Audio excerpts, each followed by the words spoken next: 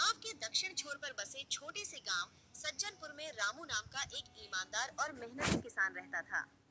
रामू का जीवन साधारण था, लेकिन उसका दिल बड़ा और इरादे पक्के थे। उसके पास थोड़ी सी जमीन थी, जिस पर वह अपनी मेहनत से फसल उगाता था। उसकी ईमानदारी और सरलता की वजह से पूरे गांव में उसकी बहुत इज्जत थी। रामू का परिवार उसकी दुनिया थी। उसकी पत्नी राधा और दो छोटे बच्चे मोहन और गुड़िया उसकी जिंदगी का हिस्सा थे। हर दिन वह सूरज निकलने से पहले उठता, अपने खेतों में मेहनत करता और सूरज डूबने तक काम करता। रामू का मानना था कि मेहनत और ईमानदारी से ही सुख शांति मिलती है।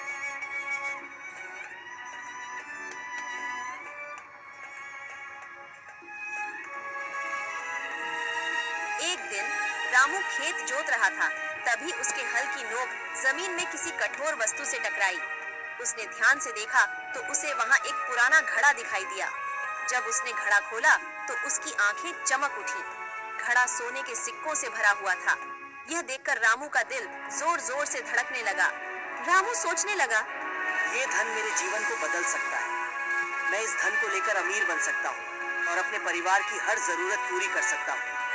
लेकिन यह धन मेरा नहीं है और इसे अपने पास रखना बेईमानी होगी। मुझे इस खजाने को गांव के मुखिया को सौंप देना चाहिए, ताकि वे इसे सही व्यक्ति तक पहुंचा सकें। गांव के मुखिया भोला सिंह ईमानदार और समझदार व्यक्ति थे। रामू घड़ा लेकर मुखिया के पास पहुंचा और सारा किस्सा सुनाया। मुखिया रामू की ईमानदारी देखकर बहुत प्रभावित हुए और उन्होंने गांव की पंचायत बुलाने का निर्णय लिया।